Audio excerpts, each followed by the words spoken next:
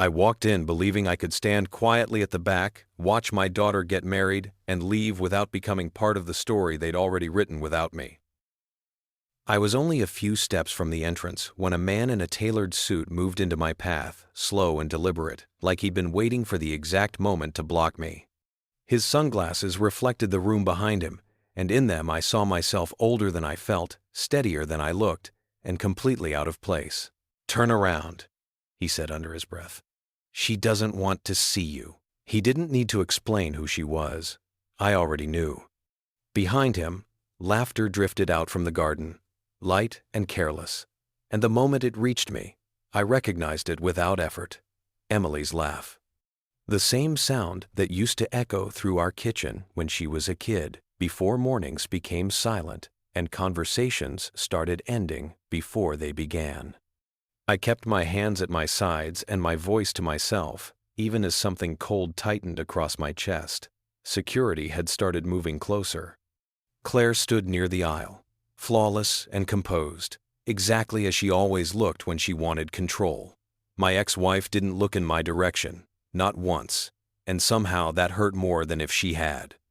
Then Emily stepped beside her. White dress, calm posture, eyes fixed somewhere past me. "Please remove him," she said. There was no anger in her voice, no hesitation, just a clean request spoken like procedure. The people around us shifted immediately, their expressions changing as they decided where to stand and who to side with. In that moment, I understood exactly what I was to them. Not a father, not a guest, just a disruption they wanted handled quietly. So I left. Not because I was forced, but because staying would have meant arguing with a decision that had already been made long before that day. By the time I reached the parking lot, the noise from the ceremony had softened into background sound, and I sat in my car longer than I planned to, staring straight ahead while everything replayed itself in my head. The truth was, none of this had started that morning. Months earlier, I'd come across a photo online of Emily sitting at dinner with Claire's new husband, Mark. The way his arm rested behind her chair felt too familiar, too practiced, and when I noticed the necklace she was wearing, my chest tightened all over again. It was the one I gave her on her 16th birthday. The caption under the photo said, "Family Dinner." That single word stayed with me far longer than the image itself. When I tried to call her, she didn't answer. When I sent messages, there was nothing back. Weeks passed before the wedding invitation arrived, and it didn't come from Emily. It came from Claire's assistant, polished and distant, with a single line that stood out more than it should have. "You're welcome to attend quietly." Quietly, as if my presence needed managing. Quietly, as if I'd already been reduced to a risk. I didn't confront anyone. I didn't demand explanations. I stepped back and paid attention, the way I always had when things stopped adding up. That's when I started noticing names, connections, and old overlaps I hadn't thought about in years, including the groom's father, Richard Hale, a man whose professional world I understood well enough to know when unresolved questions still existed.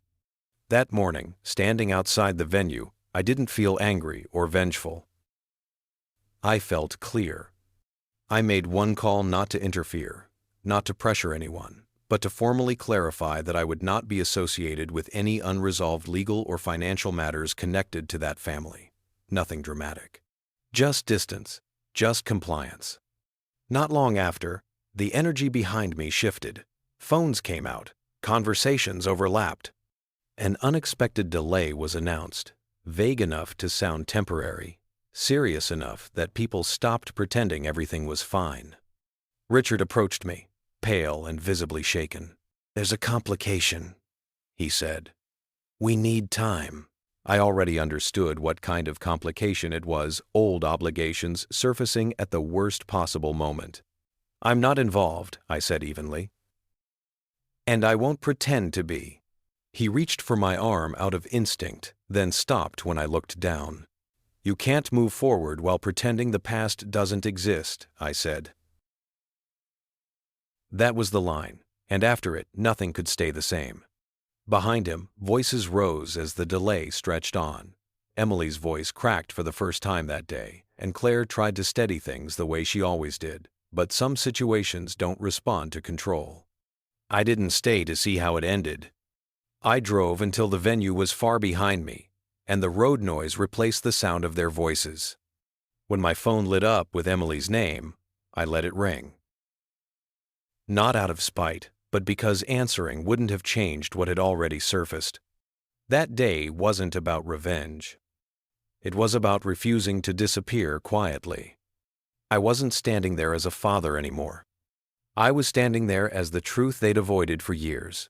Want more stories? Remember the name Ashes of Us.